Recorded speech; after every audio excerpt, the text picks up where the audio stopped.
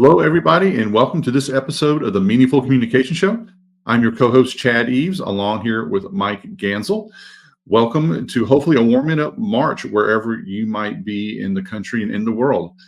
Michael, introduce our guest today to our audience. So, hello, everyone. Chad and Rob. I just wanted to let you know that today Rob Levin, entrepreneur and speaker, is with us. And I have a few moments to read his bio, which is quite interesting because I've known Rob for a very long time. Actually, it's got to be at least 15 plus years in a variety of different capacities. So, Rob is a founder of the New York Enterprise Report, which is a media company relied on by over 100,000 business owners and executives. I'm reading this from one of his flyers. And I actually remember the New York Enterprise Report quite well. It was quite an interesting publication. The success of that publication drew national advertisers and led to the creation of the Small Business Awards for the tri-state area. His deep understanding of small, medium-sized businesses not only drew widespread acclaim, but also earned him national recognition, including being named Journalist of the Year by the United States Small Business Association. So he's been a serial entrepreneur with over 30 years of experience. And in 2018, he started a new venture. He co-founded WorkBetterNow, a game-changing venture that provides US-based small, medium-sized businesses with exceptional talent from Latin America. WBN, which is its initials, has already empowered hundreds of businesses to thrive in the face of the talent crisis. And I'm aware of WBN and have actually recommended that to any number of my clients. So we'll start off. We typically start off with maybe a little icebreaker question. So we're going to give this over to Chad, and Rob, you're on. All right, Rob, just, a little warm-up thing here I like to ask people, and just to see kind of where people are coming from maybe in their headspace is, if you could have dinner with anybody, living or dead, who would it be, and what would you ask them? Okay, that's a tough question, but I'm going to go with, at least today, I'm going to go with Jerry Garcia. Okay. And what would I ask Jerry? I would ask Jerry what the feeling is like. Obviously, when he was alive, what it's like to when he's on stage. What does that feel like? What kind of, is he in like the zone? Is he feeling one with the crowd or with his band? I've always thought about that. It would be Jerry, and that's what I would ask. Very interesting. Yeah, it's kind of like that high performance, the runner's high, or maybe it's a singer's high, or like you said, just kind of, I don't know, maybe it's an out of body experience. It could be for a number of reasons with him, I guess. Right. But, but very cool. I think that's the first time we've had Jerry Garcia. So awesome. Mike, what you got? Well, I'm just contemplating on the question you asked Rob, and I'm really fascinated by it. So I'd ask you, Rob, I have other questions, but I'll ask you this one. What is the largest number of people that you've actually spoken in front of? Well, I guess it depends. So I used to produce concerts in college, undergrad. So at times I was, I remember introducing Cheap Trick to a few thousand people. So that might be, but as far as from a business perspective, so far I don't think I've done more than like a room of more than 500 people. That's still possible. Were you nervous? No, I don't. It's strange. I don't get nervous. Actually, Small Business Awards was almost 500 people first year back in 2006. No, I don't get nervous. I prepare. And I have this weird thing where I don't get nervous when speaking, when speaking to crowds. Or I once jumped out of a plane and I didn't get nervous, and I thought that was very weird. Wow. Well, I'm just thinking about that. Wow, that's amazing. So, I see here that you actually started your career as a CPA working for the Big Six when they were the Big Six. Yeah. And then, so what made you become an entrepreneur, and how long were you actually a CPA? I was a CPA for 4 years, right out of undergrad, and then I went to West Coast, got my MBA, came back to New York. I had always been impressed with, looked up to business owners and entrepreneurs, and there's like a slight difference, but we don't have to go into that now. My dad owned his own business, although he didn't start it. I think he used to get Inc. magazine, and I used to read that as a teenager.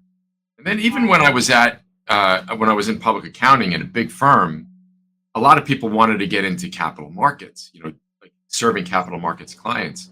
And I spent my time equally with the real estate division, working with real estate clients, and then what we called back then the enterprise group, which was closely held companies. And I preferred that more. And even though I was even in my first few years at lower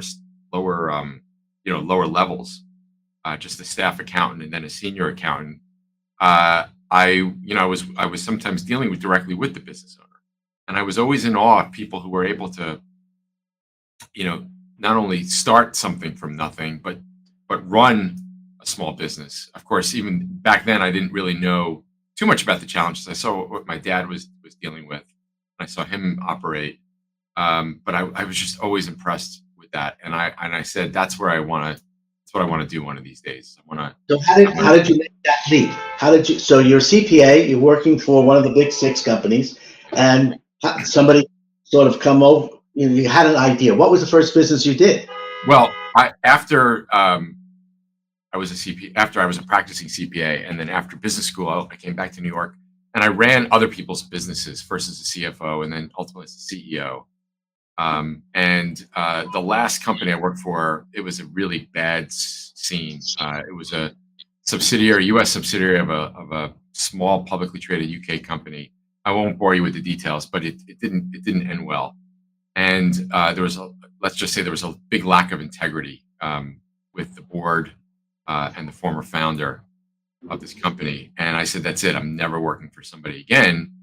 And I said, all right, I'm going to start a business. And it was an interesting time. I was newly married, and my first kid was on the way. What year was that? That was now early 2003. And I had this idea of starting a magazine for business owners. And the idea, remember, this is 2003. The internet was not what it is today. And the past, I guess, 6 years at that point, working for these other companies, I was a CFO, and people think CPAs just know how to be a CFO. It's not the case. And I didn't know how to set things up, and I had to figure out a lot of things on my own, a lot of trial and error. And what I wanted to do was bring top experts to business owners, sharing their best insights. And that's ultimately, you remember the magazine, Mike. That's ultimately what we did. And I think we really touched upon something really powerful, because we quickly built up a significant audience that said that this was, immensely helpful to them. And that was an amazing time. Great. I'm really proud of what myself and the team did building that up. That said, I will tell you, it wasn't a very profitable venture, even though I did it for 10 years. I think, what you shared with how you made that transition from employee, into entrepreneur, it's got to be a fairly common one. I had a kind of similar path where I worked for a company, and they made some decisions that didn't pan out. And I was I can make decisions that bad on my own, and that's kind of where I took the leap into having my first business as well. I was reading over your bio, Rob, and one of the things that caught my eye was the work that you do with the assistants and the delegations. And with the clients I work with people in the area of communication and strategy. And especially for the small business people, but it happens sometimes in the big organizations. It's getting people comfortable with delegation, getting them to where they'll take that step back, where they don't have to have their hands on everything.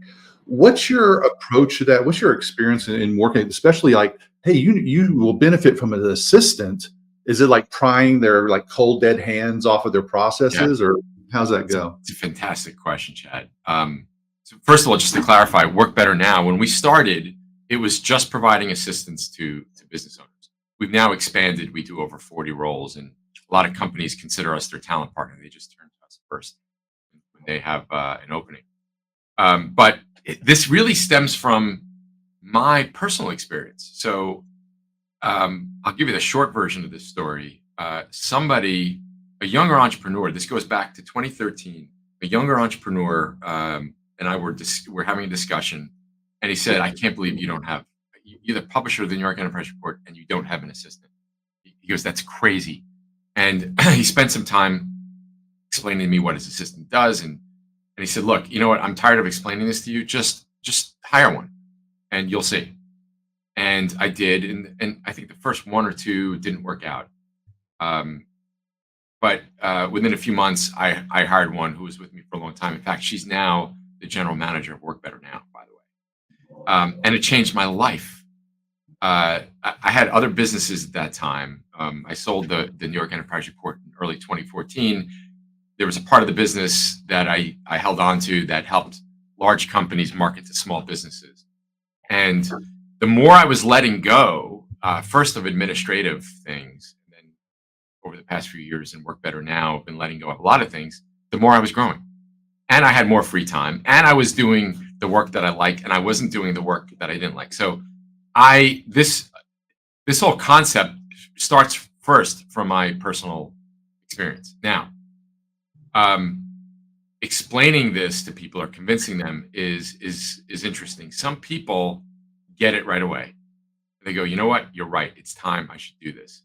And they're hearing it not just from us, but Dan Sullivan from Strategic Coach says the best investment you can make, bar none, is getting an assistant. And guys like Jack Daly and Mike, you saw Jack Daly at the event we did in January. Jack says you either have an assistant or you are one. There's been a lot of people for a number of years saying that this is me. People hear it constantly. So some people get it right away. Some people struggle with, how do I delegate? How do I let go? What do I delegate? What do I let go? And we've written plenty of blogs on that. I've done podcasts and webinars and all of that stuff. And I can easily, explain to people how to start, which is just write down all the things you do during the day. Put 2 columns. So this is within my unique ability, and this is what I should be focusing 80% of my time. Or this is everything else, which means I got to get somebody else to do it. And those people eventually, they hire an assistant, and then what I hear is, damn it, I should have done this 5 years ago. Because it does change your life. And then there's a small group of people, and by the way, I can tell usually within 2 or 3 minutes when I speak to someone, there's a small group of people that will never let go. But Bob, not to interrupt, but quite frankly, it's very interesting. I'm a business consultant. I work with what I call the accidental business owner, and actually, all 3 of us are that accidental business owner. We work for other companies. We wake up one day, and we say, we can do this, and we go out and we do it. We don't have a lot of expertise to do it, but we just go ahead and do it. Now, but what I find when I'm consulting, and I think you agree with me on this, is that in the beginning, you do everything. You have 10 fingers, your 2 hands, you do everything. And as the business begins to grow, everything that you did to get there doesn't work to get to the next level. Right. And that has everything to do with the fact that you're doing everything, which you shouldn't be doing everything. And that's exactly what we find. So I find when I'm consulting and working with businesses, that's really the key. Learning how to delegate, as you said earlier, and then giving up areas. When you draw those 2 columns, what is your unique ability and what is not, and then moving on from there. And that's when people grow their business. Of course, that's when they realize they have to make an investment in their business, and that's another story. Yeah. I mean, I would, having, the experience over the last 20 something years in doing what I've done, I would actually say that if somebody's thinking of starting a business, and let's just assume they have a little bit of capital to invest, right? I would suggest that they hire an assistant on pretty much on day one. It'll increase your trajectory considerably. Now, if you're still in the experimental stage, which is the way most people should look at a startup, is it's just a series of experiments until you've proven product market fit and a few other things. But that's the first thing they should do is hire an assistant. It will. If had I done that when I started the New York Enterprise Report, I would have been much further along much sooner. There's no question about it. And when I started this and other companies, I always have an assistant. That's going to be I'm going to have an assistant the rest of my life, no matter what I end up doing. I assure you. And it's not just that helps me professionally, but also with personal things. But going back to what you said, it really never ends in terms of constantly refining what your unique ability is, and then constantly letting go of new stuff. So we on Monday we have we just hired a chief revenue officer that's going to be doing a lot of things. She has expertise way beyond mine, but I was running marketing. I'm now realizing like I need to let go of that. I'm not the expert. There's other things I need to do in the company. I'm in EOS terms, I'm the visionary, including doing a lot more speaking and thinking about the future and working with the teams in the company on creating wow experiences, which is also something that is one of my unique abilities. So it never ends. You're constantly, I think you're constantly evolving. At least you are if your business is growing. What would you advise someone, Rob, if they're looking at starting to do that? Is there, I guess, the different options? Like you can hire someone full time? Is there like a part time or like a fractional assistant? Or what does work better now? Like, what's your approaches when you work with someone that's beginning to use an assistant or what they want to do? Yeah, so just sticking with the assistant role, not all of the different roles, because that is uniquely different, right? Because all those other roles, you just have a job opening and you're turning to us for that. With the assistant, it's a little different. The assistant, you've got to come to a number of different conclusions eventually that, hey, this is the right thing to do. So in terms of getting started, first of all, we only do full time, and the reason we only do full time is because we think no matter. Even for those people who think I only need a part-time assistant, we get this all the time. You should go full-time. And I'll tell you why. And there's a few reasons for it. Number one, if you're going part-time, chances are your assistant is doing part-time work for somebody else. This means a few things. A, it means that they don't think about you from 9 to 5, right? And what I've learned is you want somebody's full time and attention, right, into your business while they're working. B, that other client that they're serving or clients might hire them full time, which means you're now out of an assistant. Now, yeah, you can have your outgoing assistant train a new one and all of that, but that's one really. Those are actually two really important reasons why you should go full time. Maybe the most important one is that everybody thinks, oh, well, I only have 10 hours worth of work to do. But what happens almost every time is, yeah, you do initially just have 10 hours of work. That's exactly how I started. And then you get more comfortable with the assistant. And the assistant all of a sudden magically has more capabilities than you thought that they did. And all of a sudden you're giving them more and you're giving them more. And before you know it, by the end of that first month, they're busy easily 40 hours a week. And then, if you're working with a company like us, where you have talent from outside of the US, in our case, Latin America, the cost benefit analysis is it's through the roof. So you can get somebody part-time or, for $2,350 a month, you can have somebody full-time. Why would you not do that and see what other things that person can do, either for you or other people in the business, so that you can focus on unique ability and higher value activity? So, Rob, in 2018, was the premise to start with Latin American personnel? Oh, yeah. And how did you come to that? Number one, that was my experience. Not only my experience, but because of what I used to do with the magazine, I know a lot of business owners, and everybody was, when they were booking, friends and colleagues, when they were booking appointments, they were hearing from Jessica, who was my assistant. They said, Jessica, like I've been to your office, I didn't see anybody there. And I said, yeah, she's in El Salvador. And they were like, oh, how do I get a Jessica? And I was referring them to the the same company that Jessica was working for. And then, so my experience was Latin America. And there was when I started the business in 2018, I realized I can do this better than this other company's doing it. And I started with a partner, and together we did just that. But we liked Latin America for a number of reasons. Again, personal experience, but very talented people. Same or adjacent time zones. Very, very important. A lot of people overlook that one. Very similar cultures, certainly as compared to other parts of the world. And in general, the attitude when they're working with you is unbelievable. It's quite different than what a lot of people might be dealing with otherwise. Just very polite and respectful, and appreciative. It's just a delight. In fact, our company, 83% of our company is located in Latin America. So not only do we have 360 or so people working for our clients, but everybody who runs WorkBetterNow, other than 3 salespeople and now the chief revenue officer, myself and my partner, our entire company, including our leadership team, is based in Latin. Amazing pool of talent. So now 2018, Chad, I'm sorry, do you have a question or? No, go for it. Okay, so it's now 6 years later. You started the business in 2018. You're going into year 6. What are the challenges that you have now that are different from before? You mentioned you have 360 people. Well, that's big. You've grown. You didn't have 360 people when you started. So tell us about the challenges you're having now. Yeah, great question. So one challenge is one that I just mentioned that we're addressing.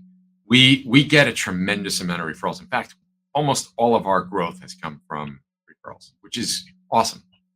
But we know that we can help a lot more companies. And to do that, we have to go beyond referrals. And leading the marketing team, I was unable to figure out how to do that. We tried different ad agencies, all sorts of stuff. So that's when we decided to hire either a chief marketing officer or chief revenue officer, which is what we're going to probably end up developing new sales channels and all sorts of stuff. I think Lisa, who's starting on Monday, is going to do a fantastic job. That's been a challenge. Up until we started running on EOS, the Entrepreneurial Operating System. I don't know if everybody's familiar with that. It's just kind of a way to run your business. It's a framework. Up until then, there were times when we were going around in circles, but EOS really helped us straighten that out. Now, I just came back a week ago today from the Dominican Republic, where we had our leadership retreat with our leadership team. And I got to tell you, I was really blown away with how not only their embrace. What I told the leadership team is the next 10 months are going to be unlike anything we've ever seen, because we just had a record month in February, and now we're going to be implementing over the next few months different things, different tactics, different strategies to go beyond referrals, which is going to increase our growth rate. And we're already growing at a pretty healthy clip. And, that's going to require all sorts of stuff. We're going to have to automate even more than we're doing it now. We're going to have to, really button down the processes and all of that other stuff. And I was very impressed with how the team said, all right, we got a lot to do here. We have a department that we need to fix, our success coach department, which hasn't been running the way we envisioned it. We now put somebody else in charge of that. So that's something else that we're working on. And at the end of the day, Mike, I guarantee you we're going to have challenges in 6 months that we didn't even anticipate. It's just the way, you think you get to a certain level and your challenges go away. They don't. You just get different types of challenges. No, you're getting within the same year, literally, pretty much every quarter, things keep changing, sometimes even faster. And it really is a question of being nimble. I think the greatest challenge in growing a business is remaining as nimble as you were from in the beginning. Because, and I know for myself, when I started my own business, I looked at it as a U-boat. We were a U-boat. And then we became a battleship. And then ultimately we became an aircraft carrier. And moving that aircraft carrier was a lot harder than moving that U-boat or that battleship. And so that comes with growth. So earlier you mentioned you had 40 different roles that you provide. Can you tell us something about those? What kind of roles one thinks of a virtual assistant, sort of maybe a little myopically. So give us a little more insight into these Yeah, roles. I'll tell you what our more common ones are, and this does sometimes evolve, and it can depend also on the industry of the company that we're working with. Some of the common roles are marketing coordinators, um, a number of different people within different bookkeeping functions. Both, you have people in companies where there's a lot of receivables, people who are managing that and collections, as well as we have people that are dealing with payables. We have project managers, so people who are within different types of companies, making sure that projects are staying on track, and all of the things that come along with that. Um, Customer service reps. We have a number of people who support the sales function. Some people are doing inside sales, so inbound leads come in and they're handling it. And then others are doing research around leads. So those are, I'm probably forgetting a bunch. Then we have some very interesting industry specific roles. So I have a friend of mine who has a messenger service business here in New York, and he's got 8 or 9 of our people. He hired somebody as a traffic safety coordinator. He's got drivers that have an app on their phone and that give them scores and reports. And he analyzes this from his home in Panama and gets on the phone with the drivers and helps them improve their scores. And then we have people in construction companies that are in the estimating department, supporting the estimating department. Just to, you get to these bigger, more common roles, and then you get to some very unique ones too. Cool. Yeah, you said something just a moment ago, Rob, about the automation aspect. And it just so happened yesterday evening, I was moderating a panel on AI at Northwestern. And one of the topics that came up was, obviously automation's a factor, but also from a global aspect, as far as its role in integrating workforces with different languages and stuff like that. Like it can do like the translation function or stuff like that. Has that something that you guys have seen yet at this point or are thinking of, or how do you see that factoring into what you do? AI in general? Yeah, AI, yeah. Yeah. So it's great question. When ChatGPT, maybe a month or two after ChatGPT came out, which was late 2022, Yeah. I realized that there's a huge opportunity for us here. So I said AI is going to be a huge part of our company. And I said, ultimately, and we've now started this, but let me tell you how we did it, 'cause it's kind of interesting. I said, ultimately, all of our professionals we call them either WBN professionals or remote professionals that are working for our clients, we are going to AI enable them as long as they want to do that in almost all. I said, but before we do that, we have to start using AI ourselves. Now, being the visionary, I'm the guy who says AI is going to be a major part of the company. I'm not the guy who's going to figure out how. I'm a little older, or a lot older than most of our workforce, which means they're more digital natives than me, even though I had a Texas Instruments computer as a kid and stuff. And I said, they're going to figure it out. So the first thing we did is I mentioned this to the leadership team, and I said, just go start experimenting, document everything. We're now starting to log these out department by department, how we're using AI. And so they did that, and some things we know, after a few months, we were using AI in certain roles and not certain roles, certain tasks and processes, right? Certainly, when English isn't your first language, having AI reread your emails and other things, that's very helpful. But that's like table stakes, right? That's like basic stuff. By the way, people in the US are not necessarily the best writers either. People should be using AI as well. I just used it yesterday in crafting an email that's going to go out to clients. So the leadership team started to do this, and then we got the entire company on. Again, just go experiment, try different things. And we started, I think at the time it was bi-weekly, AI show and tell, where the entire company gets together and some people present what they did and what worked and what didn't work. And it's been it's the meeting that I think everybody looks forward to the most now. So we're using it in the recruiting function. We're using it in anything that involves writing.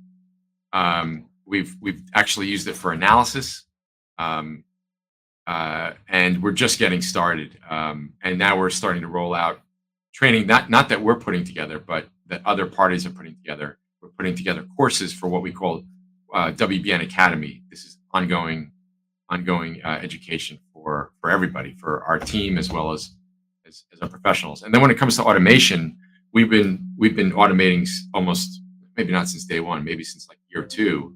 Initially using things like Zapier, which is a great tool for automation, and now we have HubSpot, and we're using automations in HubSpot not just on the sales side and the marketing side, but throughout the company.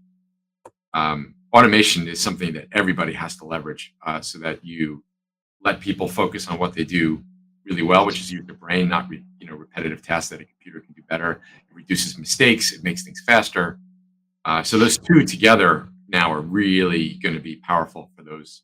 I'll go as far as saying companies that are not going to be embracing those technologies are going to fall behind in many different ways. Yeah, I think I'd agree with you. I think the challenge really is going to be is that we keep moving up the ladder in the technology. Every company has to keep moving up the ladder. And so if you're providing a level of service which AI or automation or some of the programs you mentioned can do, then you don't need a person to do it. And if that company is providing those types of people with that level of skill set, they're going to go out of business. Look at WorkBetterNow. You can make that argument that somebody said, "Oh, aren't you worried all of your people are going to be replaced by technology?" I said, first of all, it's not happening overnight. Second of all, actually, what our people are going to do is they're going to be the ones to integrate AI into the company so that they can do work that adds more value. That's right. And you mentioned earlier a success coach department. You want to mention what that is? Yeah, that's the department that works with our professionals, we call them RPs, that works with the professionals. Everything from their career to if there's a challenge with the client, they help the client onboard the professional if the client needs that assistant. If there's an issue with the client, they're the ones who will go in and resolve it with a number of different options. Very interesting customer service. That's very cool. Sadly, I think you're probably in the minority, which is a great competitive advantage for you, of organizations that take that approach. It's interesting you say that, Chad, because when my partner and I started this business, we were relatively seasoned entrepreneurs. The experience with the New York Enterprise Report in so many different ways is very powerful for me. What we didn't know how to do was to run whatever you want to call us, a staffing company or a remote professional company, a talent partner. We didn't know neither of us had experience in doing that. And in a way, there's an advantage to that, right? Because we're not going to do things the way everybody else is going to do it. We didn't sell the same way. Our business model was largely different. We're just going to focus on our two sets of constituents, which is our clients and our talent. And we're going to just build everything around that. Well, we're a little over 30 minutes, so we'll start wrapping up here. My final question, and then I'll hand over to Mike for his, and then for you for your final comments here, Rob. If there was a piece of advice you'd want to give to yourself, like the 20 years ago or 10 years ago, whatever it is, what would it be? There's probably a few things that immediately come to mind. Number one, I would have had a little bit more urgency when I started the New York Enterprise Report. I would have hired sooner instead of doing everything myself, which is what I did. Finally hired a freelance editor, and then we went on from there. I would have hired salespeople sooner, all of that. Before starting the business, I probably would have evaluated it a little differently. Mike, you can tell me what you thought. I think myself and the team, I thought we created an amazing magazine and events and all of that stuff. I mean, really good.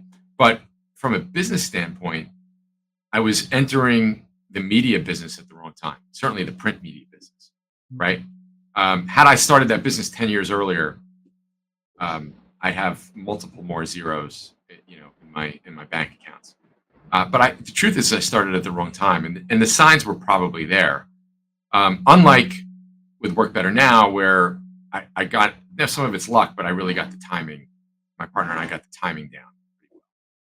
So I would have challenged the whole business model a little bit more aggressively. It's interesting, Rob. Obviously, I've been an entrepreneur and a business owner as well. I started a company, ran it for 15 years, and some of what you say, really resonates with me. Certainly, although I would say that, timing is what it is, and quite frankly, I don't think there's good time or bad time. If you're compelled to start a business, you start it, I and agree then with you. that, which is a little different than what I said, though, right? It wasn't so much trying to time it; it was the business model that I had wasn't reflective of where the market was going, right? Because ad Yes. dollars all went to the internet. Yes, but you were ready. So I mean, the issue was you were ready to do it when you did it. Now, had you evaluated it beforehand, you might not have even started that business. Maybe you might start something else, but you might not have even started anything. But it is a challenge, and certainly we could go on because there's so much that I can relate, and I'm sure Chad can. So I want to wrap it up. I'd say that you mentioned. You see, I'm a student of business, just like Chad, just like you. And so you mentioned some names that I'd like to just reiterate to the audience. One was Dan Sullivan, who's written a book. I mean, his latest book is 10x is easier than 2x. But the premise that Dan Sullivan has is what is unique ability, and basically focus on that unique ability to grow your business, and as you said, let other people do the things that are their unique ability, which is not yours. That's an important thing, and I hope our audience takes a look at some of the work that Dan Sullivan has done. The other you mentioned EOS, the Entrepreneurial Operational System, which is Traction and Gino Wickman, and that's a very interesting approach as you talk about yourself not necessarily being the CEO, but being the visionary and having having an integrator who might be your COO or so on and so forth, and then building your organization around that. So if anybody's out there, Traction, Gino Wickman, Entrepreneurial Operating System is a good book to read. And then I would mention one other book, which comes very early in this picture, by Michael Gerber, called The E-Myth Revisited. And what's fascinating about that is when you talk about, of course, unique ability, but there he talks about when you start a business, you're the entrepreneur, you're the manager, you're the technician, you're everything. And until you systematize your business using EOS or understanding unique ability, etc., you're not a business. And you will not be able to grow until you figure that out. So again, E-Myth Revisited, Michael Gerber. These are really I think, very important books for people to read, skim, know, learn about in their quest to be an entrepreneur. So the concepts around a unique ability, let's 10x aside for a second. Concepts around unique ability, and also another one by Dan Sullivan, Who Not How, and the concept of Gerber stuff and working on your business and not in your business and systems process. Those are actually simple concepts to at least get your head around, not necessarily easy to execute. EOS there's a lot more to it. It's you actually got to read that book or watch a whole bunch of videos, where the other concepts are literally 5-minute conversations. The books are great, but you don't have to read them. well, that'd be another podcast that we could do. Chad, I'm going to give you the last word, and then. Yeah. So as we get ready to exit here, Rob, any last thoughts or anything you want to share with the audience? How to get in touch with you or anything else? I would say, if you're a business owner and you don't have an assistant, I don't care if you hire one from us or somebody else, just get an assistant. That's maybe the most powerful thing that I could say. And then, if you have multiple employees and you're probably dealing with the talent crisis, we have a shortage of qualified, affordable, and motivated labor in the U.S., and that's not going anywhere. Really consider nearshore, offshore options. There's a world of great talent out there, And you can find us all and a lot of content around this at WorkBetterNow.com. And we'll put that link in the show notes as well. Rob, thank you. It's been an awesome conversation. Yeah, thanks. Great meeting you, Chad. Mike, great to see you. All right. Thanks, everyone. So we'll see you again. Thank you, Rob. This was really terrific. I learned a great deal, and I hope our audience will as well. Take care, And everybody. for those of you watching this on YouTube, don't forget to hit that subscribe button as well. I guess we're out. All right. Bye. Awesome. Thanks, guys.